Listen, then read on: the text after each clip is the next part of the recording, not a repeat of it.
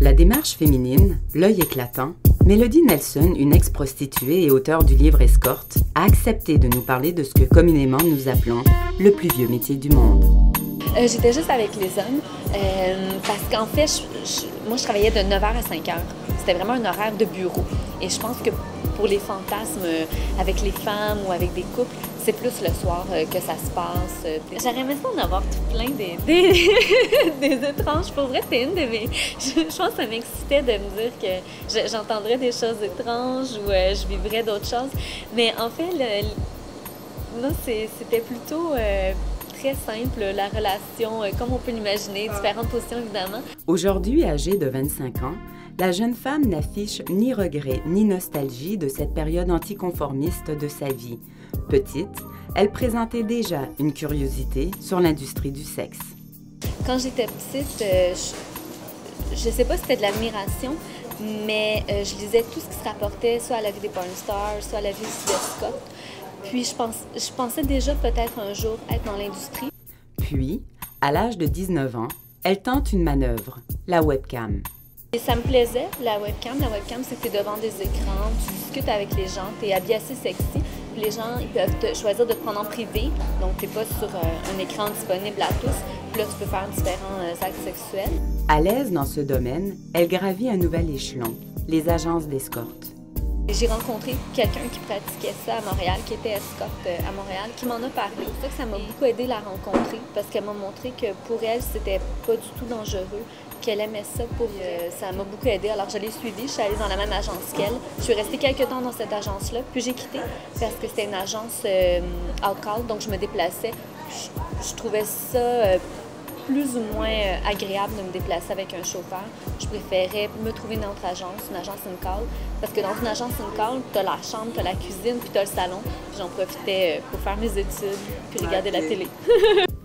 Sa clientèle composée d'hommes âgés entre 35 et 45 ans et majoritairement mariés s'avère une occasion inouïe d'apprentissage sur elle-même et sur les autres. Avoir été escorte, grâce à l'argent aussi, bien, ça m'a permis de plus prendre mon temps, de plus réfléchir à ce que je voulais. J'en avais appris plus sur moi, mais j'en ai appris beaucoup plus aussi sur les hommes. J'accepte beaucoup plus c'est quoi le parcours d'un homme, c'est quoi les difficultés d'un homme aussi, parce que souvent, c'est pas un cliché. Des fois, les hommes, ils viennent, puis c'est juste pour parler, ou juste pour faire un câlin, habiller, puis se sentir bien. Puis c'était très émouvant, le contact que j'avais avec les hommes comme ça. Ça demande beaucoup, je pense, d'être escorte. C'est pas juste utiliser son corps, c'est vraiment être à l'écoute de l'autre. Je pense que j'en connaissais tout simplement pas assez sur eux. Je pouvais pas penser qu'un homme pouvait... Ça va avoir l'air tellement simple de dire ça, mais pouvait être triste, pouvait souffrir aussi de sa vie, de son quotidien. Puis en les rencontrant, mais parce que parfois on pense qu'un homme qui trompe sa femme, bah, c'est dégoûtant, c'est immoral, mais j'apprenais leur raison, je voyais leurs contradictions, ce qu'ils aimaient dans leur travail, ce qu'ils n'aimaient pas, leur vie de couple. Toutes ces pensées-là, j'avais pas accès à ça avant. J'avais 19 ans, les seuls hommes que je connaissais, bien, j'avais mes amis de mon âge, les professeurs à l'école, ma famille, c'est tout. J'avais pas de contact comme ça. Visiblement à l'aise dans son corps et dans sa tête, Mélodie n'a pas vécu d'événements traumatisants durant les 2 années qu'a duré son expérience de prostituée. La seule épreuve négative sera celle d'un homme qui, un jour, a déclamé haut et fort un amour non partagé. La fois où je me suis sentie dans une situation un peu plus dangereuse, c'est un client qui était en amour avec moi et qui s'est enfermé dans la salle de bain après que je lui ai dit que c'était pas possible et qui criait, mais criait vraiment fort. Les clients de Mélodie démontrent du respect pour cette jeune fille âgée de 19 ans.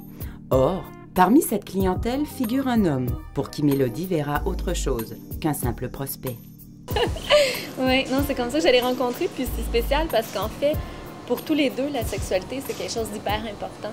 Fait que c'est pour ça que pour nous, en fait, il n'y avait presque pas de meilleure façon de nous rencontrer parce que dès le premier contact, c'était sexuel, on savait déjà qu'est-ce qui nous plaisait chez l'autre. Bien qu'amoureuse de son compagnon, la jeune auteure trouve difficile d'abandonner son métier, et ce, durant une année complète. Mais c'est vrai que pendant environ 1 an, ça m'a manqué. Je ne pourrais pas dire quoi exactement m'a manqué. Peut-être l'argent facile, peut-être le contact avec beaucoup de monde. Mais ça a pris un certain temps avant de m'habituer. Allumée, dégourdie et renseignée, Mélodie Nelson n'a pas hésité à se prononcer sur l'épineuse question de la légalisation de la prostitution. En fait, c'est que présentement, au Canada, c'est un peu hypocrite. La prostitution, en gros, est légalisée. C'est tous les moyens qui sont par rapport à vivre de la prostitution qui sont illégales. Par exemple, la sollicitation auprès de clients est illégale. La décriminalisation, ce que ça apporterait, ça serait plus facile de mieux gérer avec les clients et les prostituées. L'entrevue avec Mélodie se termine à l'église, non loin du café où les confidences se sont enchaînées les unes après les autres.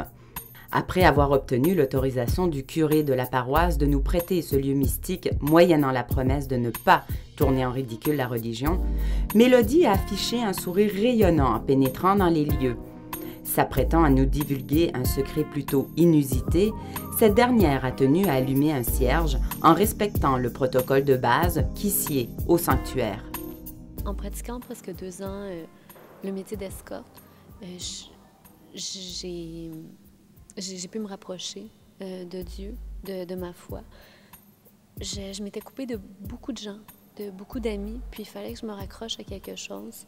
Je me suis beaucoup rapprochée de Dieu, par la figure de Jésus aussi. Au début, c'était une foi naïve, c'était presque une formule magique. Je me disais qu'en priant chaque soir, je me protégeais des maladies, de tout ce qui peut être mauvais dans la vie d'escorte. Comme je me disais, je ne veux pas tomber avec mes talons hauts parce qu'avec une jambe dans le plâtre, j'aurais moins de clients.